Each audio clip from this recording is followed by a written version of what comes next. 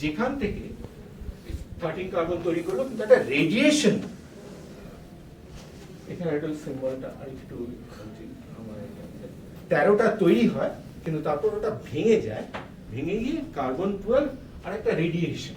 আমি এখানে বলছি যে রেডিয়েশন ফ্রম বেরিলিয়াম ফয়েল, এটা কি রেডিয়েশন তখনও জানা যায়। ওরা যেটা বললেন, ওরা প্রোটনের ভেলোসিটি, ওরা কি করলেন যে এই রেডিয়েশন নেচারটা জানার জন্য ওদের ডিটেক্টরের সামনে পরপর কিছু কিছু ফয়েলস বসাতে থাকলেন, যেগুলো অ্যাবজর্বার ফয়েল। যেমন তার মধ্যে কার্বন ফয়েল বসাতে পারলেন, বেরিলিয়াম ফয়েল আবার একবার বসালেন এনার্জি অ্যাবজর্পশন গুলো করানোর জন্য। তো ওরা দেখলেন যে ইনফ্যাক্ট কার্বন বা অন্য ফয়েলগুলোর থেকে যদি একটা হাইড্রোজেনাস ফয়েল, যেটা প্যারাফিন, ধরা যাক এটা প্যারাফিনের ব্লক মতন, ওরা এখানে বসালেন, সেই প্যারাফিনের ব্লক বসালে আগে যে অ্যাক্টিভিটিটা ছিল তার দ্বিগুণ অ্যাক্টিভিটি ডিটেক্টেড হলো টার্গেটের এই ডিটেক্টরের মধ্যে। তো ওরা তখন সেই অ্যাক্টিভিটিটা কিভাবে আসছে সেটা বার করতে গেল, আইডেন্টিফাই করলেন, এনার্জিটা দেখলেন, প্রোটনের যে ভেলোসিটি সেটাকে মাপলেন, সেটা almost 0.1 Times velocity of light, সেটা এস্টিমেট করলেন। এস্টিমেট করার পদ্ধতি ছিল অ্যাবজর্পশন দেখে দেখে, তো সেটা এস্টিমেট করলেন। ওরা এস্টিমেট করে এইখানটাতে ওরা একটা ভুল করলেন। ওরা ভুল যেটা করলেন সেটা হচ্ছে ওরা ধরলেন যে মেকানিজমে এই রেডিয়েশনটা তৈরি হয়েছে সেইটা ওরা ধরলেন যে তার আগে কম্পটন দেখিয়েছিলেন যে ফোটন এসে যদি ইলেকট্রনকে হিট করে তাহলে ইলেকট্রনটা রিকয়েল করে, ফোটনটা একটা কম আর একটা এনার্জি কম নিয়ে কম এনার্জি ফোটন বেরিয়ে যায়। এটা একটা কম্পটন স্ক্যাটারিং প্রসেস। ওরা বলছেন যে এই হাইড্রোজেনাস মেটেরিয়াল যেটা, যেখানে অনেক প্রোটনস আছে, হাইড্রোজেন অ্যাটমস আছে, সেইখানে এই রেডিয়েশনটা এসে ওই যেমন ইলেকট্রনের ক্ষেত্রে হতো সেটা প্রোটনের ক্ষেত্রে হলো, এবার রিকয়েল প্রোটনস গুলো এইখানে সিগন্যালস তৈরি করতে শুরু করলো।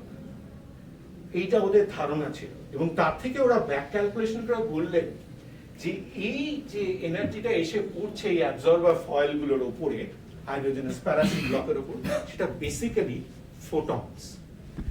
এবার ওরা না এস্টিমেটও করেছিলেন এনার্জি কনজারভেশন থেকে, এরা এটা এস্টিমেট করেছিলেন যে ওই ফোটনের এনার্জি কত হতে পারে, যে কিনা এই হাই ভেলোসিটির প্রোটনস তৈরি করতে পারে। দেখলেন সেই ফোটনের এনার্জি দাঁড়াচ্ছে প্রায় 50 MeV, সাংঘাতিক হাই। কিন্তু একটা জিনিস খেয়াল রাখতে হবে, এখানে একটা প্রশ্ন আসছে, ওরা এনার্জি কনজারভেশনটা লাগিয়েছিলেন এই পয়েন্টটা, মানে যেখানে ওরা ধরেছিলেন ফোটনস এসে প্রোটনকে ধাক্কা মারলো, দিয়ে সেই প্রোটনস গুলো বেরোলো, এখান থেকে হয়তো ফোটনস বাকি কিছুটা এনার্জি নিয়ে বেরিয়ে যাচ্ছে। যে রিকয়েলিং প্রোটন গুলো সেগুলো এইরকম ওই হাই ভেলোসিটি নিয়ে ডিটেক্টরে ডিটেক্টেড। এটাকে ওরা নাম দিয়েছিলেন গামা হাইপোথিসিস, যেখানে ওরা বলছেন যে ওই আননোন রেডিয়েশনটা হচ্ছে গামা রেডিয়েশন।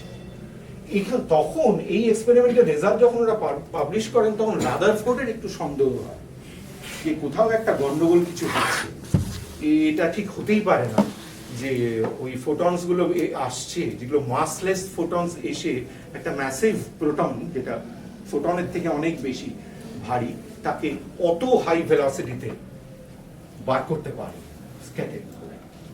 এবং সেই সময় এক্সিস্টিং থিওরি থেকেও এটা দেখা গেল। চ্যাডউইককে উনি বললেন, উনি ক্যাভেন্ডিশ ল্যাবরেটরিতে চ্যাডউইককে বললেন তুমি দেখো, উনি তখন ডিরেক্টর ক্যাভেন্ডিশ ল্যাবরেটরি, উনি চ্যাডউইককে বললেন, চ্যাডউইক প্রায় 10 দশেক ধরে নাওয়া খাওয়া ভুলে এক্সপেরিমেন্ট করলেন, করে উনি ফাইনালি যে কনক্লুশনে এলেন যে যদি আমি ওদের ওই এনার্জি কনজারভেশনটা ধরে নিই, বা এনার্জি কনজারভেশনকে আমি এখানে না, আলফা বেরিলিয়ামে হিট করছে, 13 কার্বন তৈরি হচ্ছে, এই জায়গাটার থেকে যদি আমি এনার্জি কনজারভেশন মানে প্রোডাকশন অফ দিস রেডিয়েশন, এই সাইটে যদি এনার্জি কনজারভেশন ইউজ করি, তাহলে দেখানো যায় যে ওই রেডিয়েশন এনার্জি 14 MeV থেকে বেশি হতে পারে না। ওরা এইখানে লাগিয়ে দেখেছিলেন যে এটা 50 MeV হবে রেডিয়েশনটা। তো এই যে ডিসক্রিপেন্সিটা তৈরি হলো, ওরা দেখালেন 50 MeV, উনি এখানে দেখালেন 14 MeV বেশি হতে পারে না, লিমিটিং ভ্যালু। তখন এই উনি ডেমনস্ট্রেট করলেন এটা তখনই একমাত্র ট্রু হতে পারে যদি ওই রেডিয়েশনটা ফোটনস না হয়ে কোনো পার্টিকেল হয় অফ মাস 1 এন্ড চার্জ 0, কারণ ফোটনটাও চার্জ 0, কাজে পার্টিকেলটা যেটা বেরোবে তারও চার্জ 0 হতে হবে এবং মাসটা প্রোটনের কাছাকাছি হতে হবে। তার মানে দুটো অলমোস্ট ইকুয়াল মাসের কাছাকাছি মাসের জিনিস এইখানে ধাক্কা খাচ্ছে। ধাক্কা খেলে তখন তাদের মধ্যে যে এনার্জি শেয়ারিংটা হবে সেই শেয়ারিং এ প্রোটনটা অত হাই এনার্জি নিয়ে বেরোতে পারে, কিন্তু এটা মাসলেস ফোটনের পক্ষে it's very difficult to give that much velocity. সেটা হতে গেলে ওই ফোটনটাকে 50 MeV, সাংঘাতিক হাই ফোটনস তখনকার দিনে এই প্রসেসে তৈরি হওয়ার কথাই না। তো সেই পরিস্থিতিতে চ্যাডউইক ডিসকভার করলেন particle neutron, which is a fundamental particle, এবং সেটা আবার নিউক্লিয়াসের থেকে আসে। চ্যাডউইক যখন এক্সপেরিমেন্ট শুরু করছে তখনও কিন্তু ওই ধারণার বশবর্তী যে উনি নিউক্লিয়াসের মধ্যে প্রোটনস এবং ইলেকট্রনস আছে, কিন্তু তারপর এইটা আবিষ্কার করার পর এটা এস্টাবলিশড হলো যে না, এই নিউট্রনটাও নিউক্লিয়াসের থেকে তৈরি হয়ে যেতে, মানে নিউক্লিয়াসে আমার প্রোটন এবং নিউট্রন আছে। এবং ওনার এই আবিষ্কারের জন্য 1935-এ উনি ফিজিক্সে নোবেল পেলেন। আর জুলিও কুরিরা সেম এক্সপেরিমেন্ট করে শুধু ইন্টারপ্রিটেশনটা ভুল দিয়েছিলেন বলে ওরা এই স্বীকৃতিটা পান। কিন্তু তারপরে এটা 1932 সালে এক্সপেরিমেন্ট হয়েছিল, একই সময় অলমোস্ট।